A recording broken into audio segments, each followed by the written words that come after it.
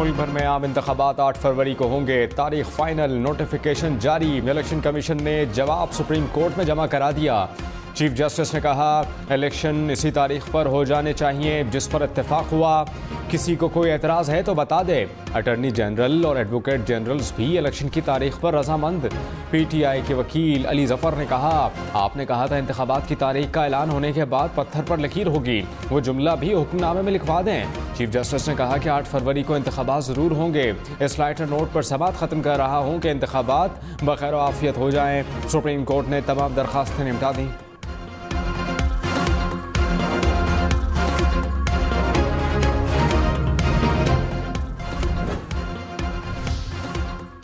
Supreme court ने कहा इंतखाबात का मामला तमाम फरीक़ैन की रजामंदी से हल हो चुका। इलेक्शन प्रोग्राम की तारीख दी जाए। वकील इलेक्शन कमीशन ने कहा हल्का बंदियों के बाद इलेक्शन प्रोग्राम का ऐलान किया जाएगा। 30 नवंबर को हल्का बंदियां मुकम्मल होंगी। दिसंबर के पहले हफ्ते में इलेक्शन प्रोग्राम देंगे। जस्टिस अतहर मिनल्ला ने कहा 8 फरवरी की तारीख इलेक्शन कमीशन ने दी। ये कोई ना सोचे कि इंतखाबात की तारीख अदालत ने दी। हर फरीक को अदालती हुक्म पर अमल करना होगा।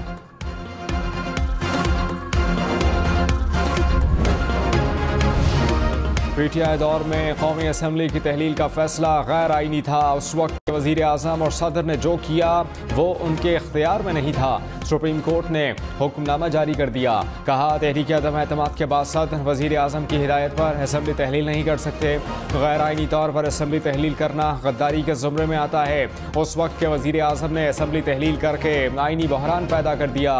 अवाम को मुंतखब नुमाइंदगान से दूर नहीं रखा जा सकता। कोर्ट ने कहा कि सदर ममलिकत और इलेक्शन कमीशन अपने अपने दायरे इख्तियार में रहें। आला आईनी ओहदा होने के नाते सदर ममलिकत की जिम्मेदारी ज़्यादा बनती है। तारीख देने का मामला सुप्रीम कोर्ट या किसी और अदालत का नहीं। सदर और इलेक्शन कमीशन की वजह से गैर ज़रूरी तौर पर मामला सुप्रीम कोर्ट आया। हम सदर ममलिकत और इलेक्शन कमीशन के इख्तियारात में मुदाखलत नहीं कर सकते।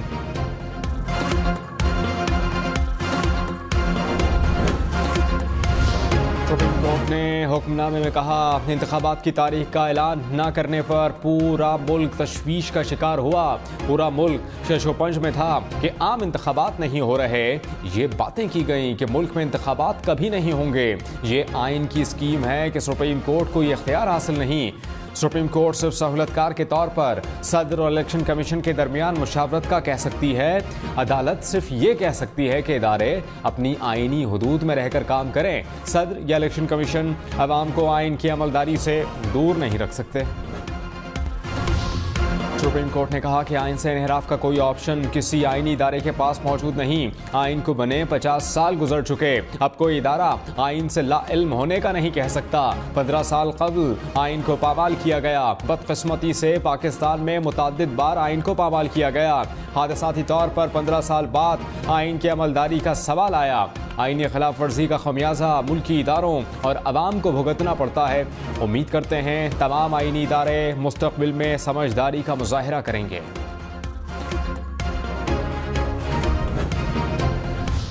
चीफ जस्टिस कादिर फायद ईसा ने कहा इलेक्शन पर शक व शुबहात पैदा करना भी आइन के खिलाफ वर्जी है। मीडिया को भी एक हद तक आज़ादी है। इंतखाबात होंगे या नहीं, मीडिया को ऐसी कोई पट्टी नहीं चलानी चाहिए। इलेक्शन कमीशन और इंतखाबात पर कोई एंकर मनफी बात करेगा तो इसका मतलब है वो अवाम में तासुर पैदा कर रहा है।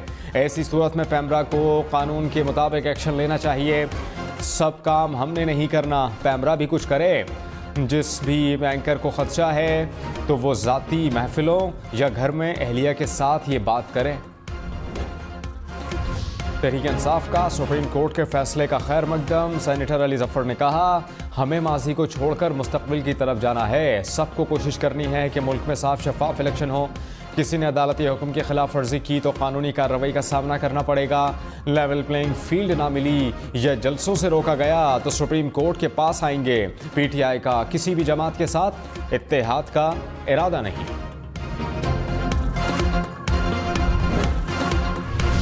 इलेक्शन कमीशन का इंतखाबात के लिए जल्द आरोज़ की तैनाती का फैसला। ज़राए के मुताबिक अदलिया की जानिब से आरोज़ देने पर रजामंदी जाहिर कर दी गई। इलेक्शन कमीशन को अदलिया से DROs और ROs की फहरिस्तें मौसूल। इलेक्शन कमीशन ने ब्यूरोक्रेसी के अफसरान की फहरिस्त भी तैयार कर ली। इसहाक डार ने कहा, हम भी चाहते थे इलेक्शन 90 रोज़ में हों, आइन की बाकी शिकें भी सामने रखनी हैं। मरदमशुमारी को 2 अगस्त को इत्तेफाक राय से मंजूर किया गया और मरदमशुमारी हतमी हो जाए तो इलेक्शन कमीशन को हल्काबंदी करनी है। पहले बजट में इलेक्शन के लिए मुख्तस रकम 5 अरब रुपए थी। इलेक्शन कमीशन को इंतखाबात के लिए 54 अरब रुपए दरकार थे। हमने इलेक्शन कमीशन को 46 अरब रुपए देने का तय किया, जबकि पंजाब और खैबर पख्तूनख्वा के इलेक्शन के लिए इजाफी 16 अरब दरकार थे। कुछ लोगों की ख्वाहिश थी कि पाकिस्तान डिफ़ॉल्ट करे और श्रीलंका बन जाए।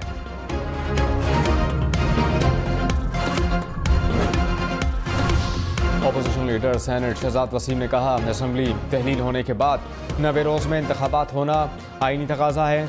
खैबर पख्तूनख्वा और पंजाब में असम्बलियाँ तहलील होने के बाद इंतखाबात का मुतालबा किया। उस वक्त पीडीएम मुखालिफ थी और अब 90 रोज़ के इंतखाबात की हामी है। इत्तेफाक राय से इलेक्शन की तारीख का ऐलान कर दिया गया।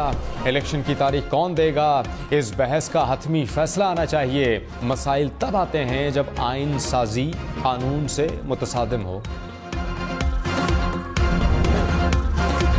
महज तारीख देना मसले का हल नहीं, साफ शफाफ और आज़ादाना इंतखाबात का इनेकाद ज़रूरी है। रहनुमा पीपल्स पार्टी फरहतुल्लाह बाबर ने कहा, इलेक्शन कमीशन फौरी तमाम सियासी जमातों का इजलास बुलाए। तमाम सियासी पार्टियों को लेवल प्लेइंग फील्ड मिलनी चाहिए।